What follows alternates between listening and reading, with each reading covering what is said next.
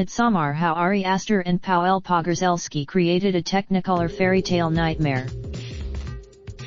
Director Ari Aster refers to cinematographer Pawel Pogorzelski as his closest collaborator, as the pair has been working together since they were just grad students at AFI. Aster is more in. The duo spend weeks, 5 to 6 hours a day, doing approximately 3 scenes a day, going through the script and carefully reshot listing the entire film. Aster having already done a pass himself for Midsommar, the two collaborators put themselves in a far more difficult shooting situation than their first feature, Hereditary. Video official trailer of Midsommar: The Independent.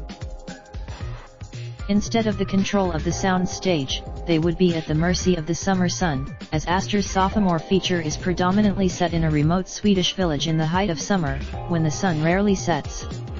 Yet, despite, in the case of Midsommar, that look would be a particularly difficult tightrope, a modern-day fairy tale that rides the line of overexposure and progressively pushes color to Technicolor delirium, but without ever feeling hokey or painted on.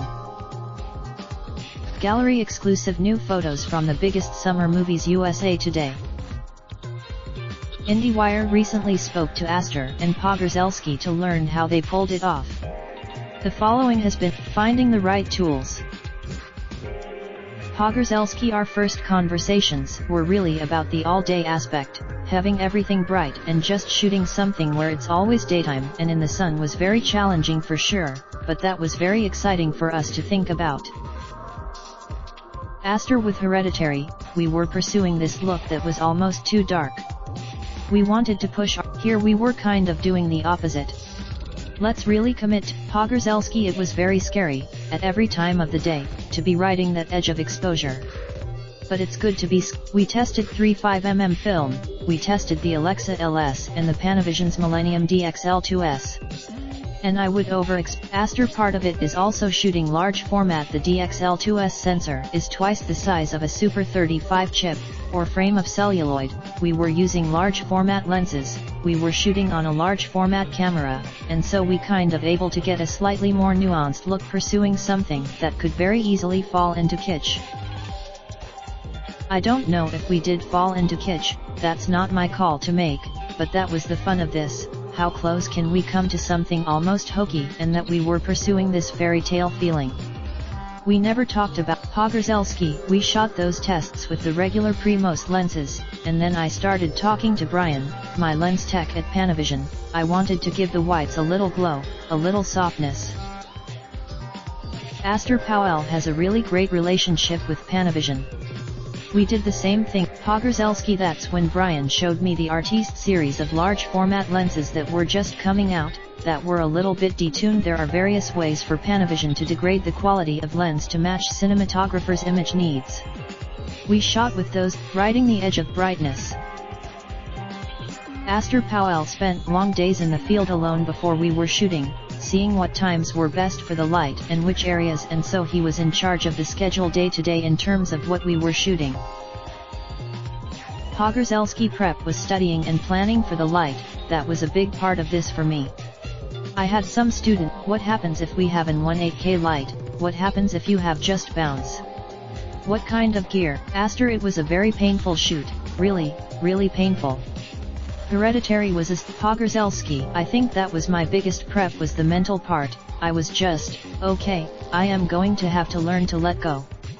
There's 100x, and that was really huge, because we tested having in that field, having huge condors, large cherry picker like cranes that hold lights high overhead, like 300-ton trucks to have fly swatters, large frames holding material that cuts or shapes the sunlight, and the amount of time to move those things was just impossible.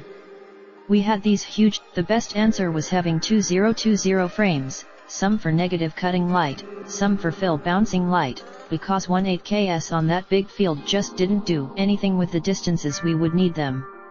We had to bounce. We did though have a 18K in the condor that would bring in when the sun dipped behind the mountains, and we had to still get a couple close-ups. Some close-ups we got when it was almost night, with 3 18Ks filling up to background and foreground to still look like day, to finish up the scenes. Aster: In terms of the color, we were talking about Technicolor a lot. We wanted the film, the idea wasn't how do we achieve that 3-strip Technicolor look, but how do we achieve the way that looks in our mind when we're not watching it? Because if you Pogorzelski, there's a special quality to the colors when shot in 3-strip Technicolor, which I knew we were never going to reproduce. It was more of a I always felt like those Technicolor films don't have that sheen on the greens. There was a pastel, Aster Pawel, and I always want to avoid doing things digitally in post, if we can do them on set. For this though we knew, we weren't watching raw footage on set, we were watching already affected footage to see how that LUT lookup table, modifies digital image based on preset mathematical formula, would interact with what we were doing, which was a great thing to have.